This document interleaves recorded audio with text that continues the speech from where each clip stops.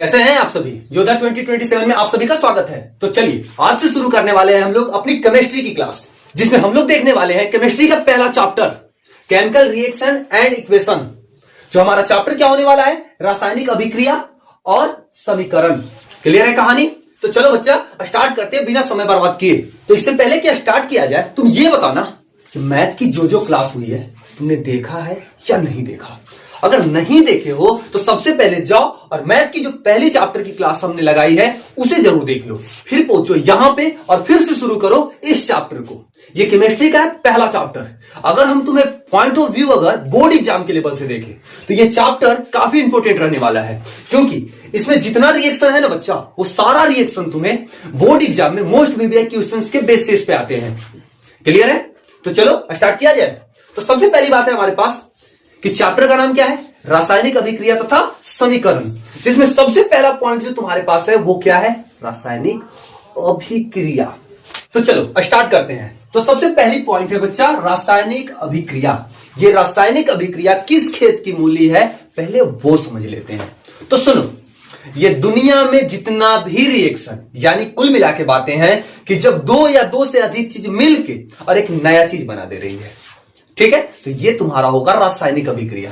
कहानी सीधा है, एकदम कुछ भी दम नहीं है बच्चा। कहानी एकदम बच्चों की तरह तुम्हारे सामने अगर मोटा मोटी शब्द में, देहाती शब्द में बोला जाए तो बस यही बात है। दो या दो से अधिक चीज मिला दो आपस में और जो नया चीज बनेगा ये रासायनिक अभिक्रिया हुआ तुम्हारा।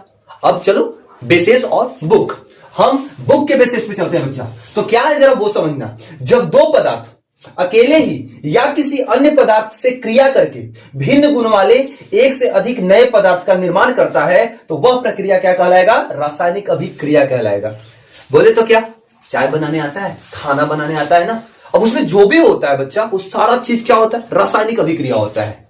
बट हम लोग क्या पढ़ रहे हैं, बेसिस ऑन बुक, यानी बुक के बेस पे पढ़ रहे हैं। तो यहां पे जैसे देखो हाइड्रोजन और क्लोरीन, यानी दोनों आपस में मिल गया तो भाड़िया लेके खिल गया, यानी कहानी क्या हुआ, हाइड्रोजन क्लोराइड बन गया।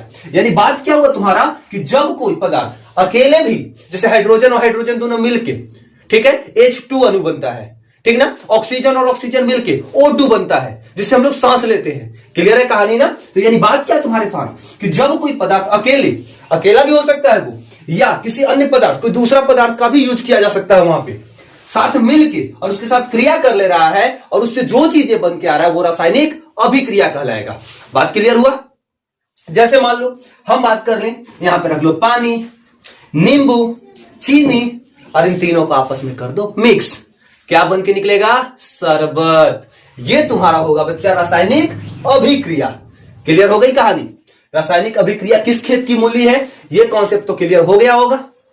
अगर क्लियर हो गया तो बोलो फटाफट, बढ़ते हम लोग आगे। रासायनिक अभिक्रिया क्लियर हुआ। अब सुन लो गौर से एक बात, रासायनिक अभिक्रिया में ये जो बातें चल रही है तुम्हारे सामने, ये तो तुम्हारा रासायनिक अभिक्रिया हुआ। अब इस रासायनिक अभिक्रिया में क्या क्या चीजें होती है वो सुनो। देखो, रासायनिक अभिक्रिया जो तुम्हारे सामने दिखाई पड़ेगा बच्चा, उसमें दो पार्ट दिखाई पड़ेगी। एक पार्ट तुम्हारा ये हुआ और एक पार्ट तुम्हारा ये हुआ। ये दो पार्ट जो दिखाई पड़ रहा है, इन दोनों का भी अलग अलग नाम है। अब सुनो क्या क्या। तो सबसे पहले ये वाला जो पार्ट है, ठीक है, इसको हम लोग बोलते हैं अभिकारक। क्या बोलते हैं इसको, अभिकारक। और इसको बोलते हैं बच्चा प्रतिफल। अब इसके बारे में कुछ जानकारी लेंगे अभी। इसको क्या बोलेंगे, अभिकारक, याद रखना, इसको बोलेंगे बच्चा अभिकारक और ये तुम्हारा होगा प्रतिफल। ठीक है, अब सुनो कैसे, ये अभिकारक क्या होगा और ये प्रतिफल क्या होगा, इसकी बातें तो तुम्हारे सामने बोले तो सुनना। देखो, जो पदार्थ रासायनिक अभिक्रिया में भाग लेते हैं, अब बताओ तो रासायनिक अभिक्रिया हो रहा है ना, कौन सी मिला के काम बन रहा है, तो प्लीज बताओ तो, हाइड्रोजन और क्लोरीन, ये दोनों मिलकर बन रहा है हाइड्रोजन क्लोराइड। तो जो चीजें मिल रहा है बनाने के लिए कुछ नया, जो चीजें मिल रहा है उसको बोलेंगे अभिकारक, और जो चीज बन के निकला वो कहलाएगा प्रतिफल। क्लियर है कहानी एकदम? याद रखना बढ़िया से।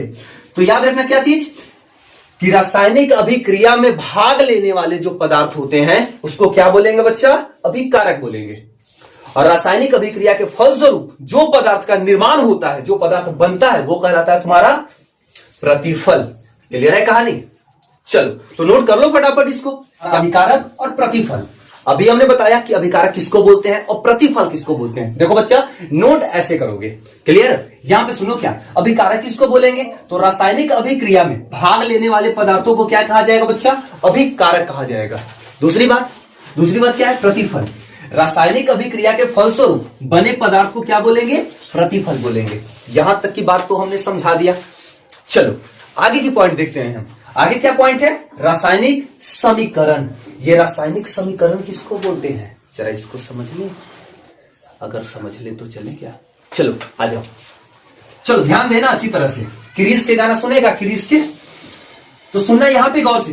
क्या बात है यहां पे, वो गौर से सुनना बच्चा। क्या है कि जब किसी रासायनिक अभिक्रिया को ठीक है, उसके संकेत तथा सूत्रों की सहायता से लिखा जाता है, तब वह रासायनिक समीकरण कहलाता है। बोले ठीक है। अब यहां पे कहानी तुमको क्या बोले कि जब किसी रासायनिक अभिक्रिया को उसके संकेत तथा सूत्रों की सहायता से लिखा जाता है बच्चा, तब वह रासायनिक समीकरण कहलाता है। अब एग्जांपल समझ ले। क्या रासायनिक अभिक्रिया में हम लोगों ने एग्जांपल में क्या लिया था, हाइड्रोजन और क्लोरीन, ठीक है, और इससे क्या बना था, हाइड्रोजन क्लोराइड।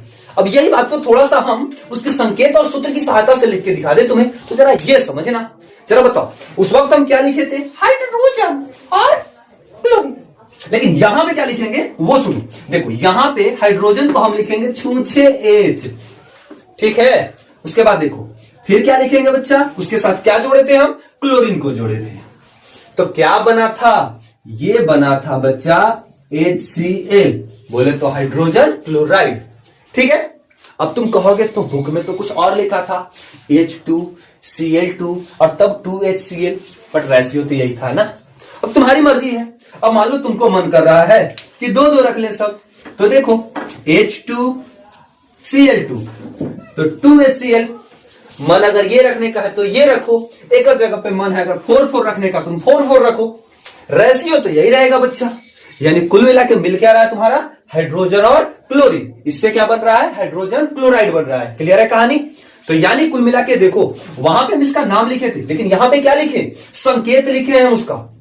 हाइड्रोजन का संकेत H ही होता है, क्लोरीन का संकेत Cl ही होता है, और इन दोनों से मिलकर जो सूत्र बनता है वो क्या बनता है, हाइड्रोजन क्लोराइड बनता है। तो हाइड्रोजन क्लोराइड का सूत्र तो HCl ही होता है ना।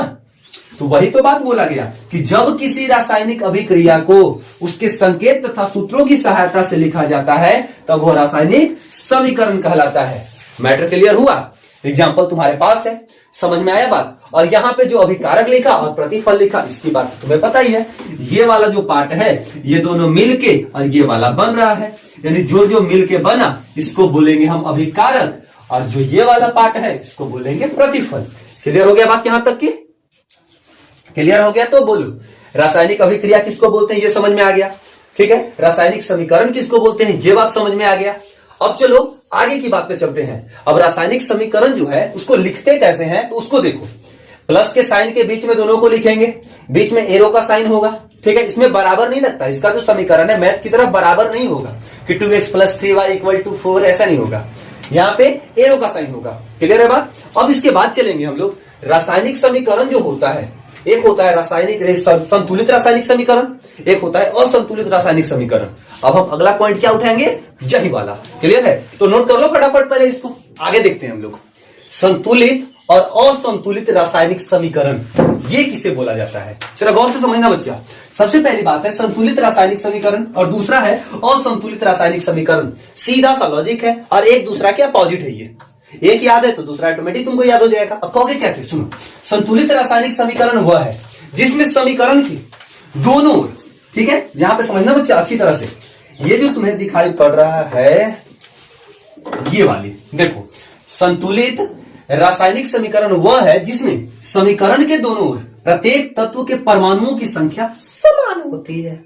अब कहोगे कैसे समान होने का मतलब, तो कहोगे ऐसे कैसे, तो देखो H भी है दूगो है ना पार्टनर, और Cl भी दूगो है ना, H दूगो है और Cl भी दूगो है। इन्हों देखो तो दूगो H भी है और Cl भी है, यानी दोनों दाने प्रत्येक एलिमेंटवा जो होगा वो बराबर रहेगा।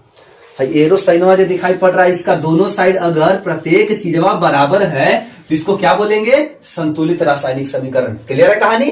तो नोट करोगे फटाफट एकदम। संतुलित रासायनिक समीकरण वह है जिसमें समीकरण के दोनों ओर प्रत्येक तत्व के परमाणुओं की संख्या समान होती है, यानी कि प्रत्येक तत्वों की संख्या कितनी होगी, बराबर होगी बच्चा। क्लियर है कहानी। दूसरा पॉइंट सुनो, दूसरा पॉइंट क्या है तुम्हारा, दूसरा पॉइंट है असंतुलित रासायनिक समीकरण। तो एकरा में दोनों दाने बराबर था, एकरा में ना रहेगा, एकरा में नया का था है लोलियन बात करता है तुम लोग। देखो गौर से, असंतुलित रासायनिक समीकरण किसको बोलेंगे, तो असंतुलित रासायनिक समीकरण वह है जिसमें समीकरण के दोनों ओर प्रत्येक तत्व के परमाणुओं की संख्या असमान होती है, यानी कि बराबर ना हो, ठीक ना। तो इसको बोलेंगे हम लोग असंतुलित रासायनिक समीकरण। क्लियर है कहानी एकदम। चलो जैसे H देखो दूगो है, O भी दूगो है, यानी दोनों मिल के हड़िया लेके खिल गया, कौन सी बना, पानी, यानी पानी लिखा है ना बच्चा, H2O। तो H देखो इन्हें दूगो है, लेकिन O ही बकलोलवा एक ही गो है, ठीक ना। तो देखो H इन्हें दूगो है और इन्हें सॉरी H दूगो है तो इन्हें दूगो है, O इन्हें दूगो है लेकिन इन्हें एगो है। अब तुम अपने से बताओ दोनों दोनों बराबर है, तो ना है तो क्या होगा, असंतुलित रासायनिक समीकरण ना होगा। क्लियर है कहानी एकदम। तो ये रहा तुम्हारी पॉइंट। क्या क्या सीखा हमने आज पहले सीखा हम लोगों ने कि रासायनिक अभिक्रिया किसको बोलते हैं।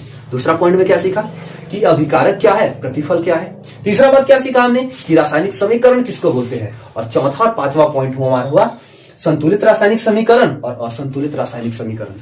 क्लियर है कहानी। आज जितना हम लोगों ने पढ़ा वो सारी बात क्लियर है। अगर क्लियर है तो बोल दो कि हाँ भैया क्लियर है। बात क्लियर हुई यहां तक। तो चलो आज की कहानी हम यहीं पे समाप्त करते हैं, फिर मिलेंगे नेक्स्ट वीडियो में। तो जिन लोगों ने चैनल को सब्सक्राइब नहीं किया है वो चैनल को सब्सक्राइब कर लो यार, जिससे कि रोज आने वाली वीडियो आपको टाइम पे मिल जाए।